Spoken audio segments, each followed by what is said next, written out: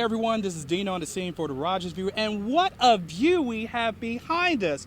But I'm sharing it with a talented man, especially he hosts AFB. He's now hosting Dance with Stars. He hosts game shows. I'm not sure whatever you host, but you've done a damn good job. Thank you. Alfonso Ribeiro. How you doing? I'm fantastic. We're here. Of course, they started that thing up again, but we're here in Washington, D.C., here on the West Lawn, just this side of the West Lawn. Absolutely. Right here, the Washington Monument. I mean, how wonderful is it to be here in our nation's capital on our 247th birthday to share the 4th of July with everyone. It's going to be a fantastic show, and I cannot wait for tonight and tomorrow night. We're almost doing a double. Absolutely. So how does it feel to host a Capital Four, since you had many hosts before you, but how does it feel to take the reins this year? It's fantastic. I mean, at the end of the day, like, as soon as they asked me to do this, I was like, it's an automatic yes, to be able to do this show and really kind of, my thing is always about bringing people together. We've got this great country, and I want to bring everybody together and enjoy this birthday together, right? We can enjoy the positives that we have in this country, and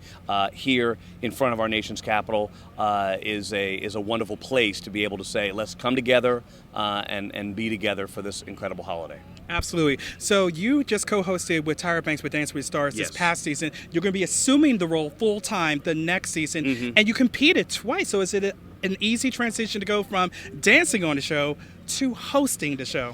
Well, I mean, it's been a slow roll, right? I mean, I competed one season, and then I actually guest hosted the show one time, and then became the co-host, and I've come back and done different things throughout the seasons, and then I was co-host and now host, and I just keep growing. They can't get rid of me. Really, that's what, I just said, hey, I'm here. I don't know what you're going to do. You're not getting rid of me. I'm going to be here forever. And so they gave me a job. It's a nice thing. They were very nice. Absolutely. And I heard that you do RVing, and I would love to do RVing one day. Okay. What is some great advice you can tell me on how to do RVing the right way?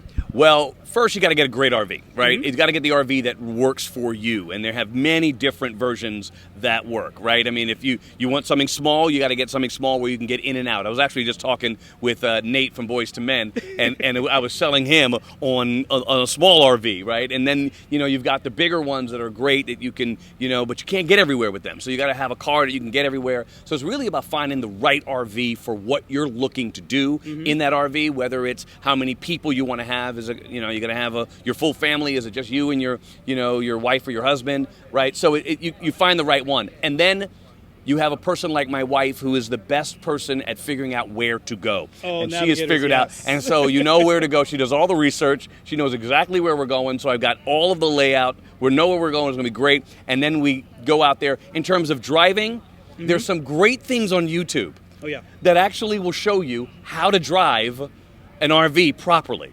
Nice. Do all the research, get the license, make sure, because if you crash it, you don't get to continue. You got to stop. Yep. And it's your house.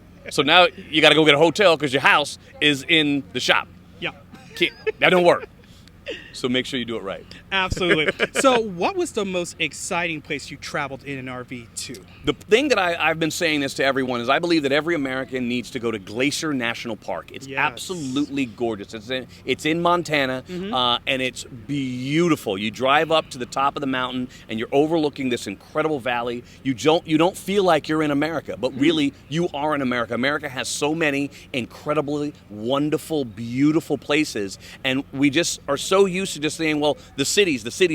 Now, the cities are great, but the countryside is incredible. And so we've been to Yellowstone, we've been to the Grand Tetons, which is beautiful. Grand Canyon, it keeps going on and on. Mesa Verde. We go everywhere. I agree with you 100%. When you're not doing a Capital Fourth, what are you normally doing for Independence Day? Well, it's different things all the time, and sometimes we've had, gone to fireworks shows in L.A. We've been up in Lake Tahoe because there's a golf tournament I play in every year, the American Century Golf Tournament every year in Lake Tahoe. So we've been there for the last several Fourths. So we, watch the fireworks. Sometimes we go out on a boat and watch the fireworks from underneath the fireworks. Last year we were literally underneath the fireworks. It was insane. Insane indeed. But we do different things. It's really, to me, it's about being with the family and making sure that I'm with them. If we're together, it doesn't matter what's going on. We're happy. And so we celebrate each other. We celebrate what we love, and family to me is the most important thing. Absolutely. Last question. What do you want to say to the person who's not going to be watching tomorrow, and shame on them if you're not? What will you say to them to tell them you got to watch A Capital 4 43rd with you tomorrow? Yes, what I would say is if you're not watching, shame on you.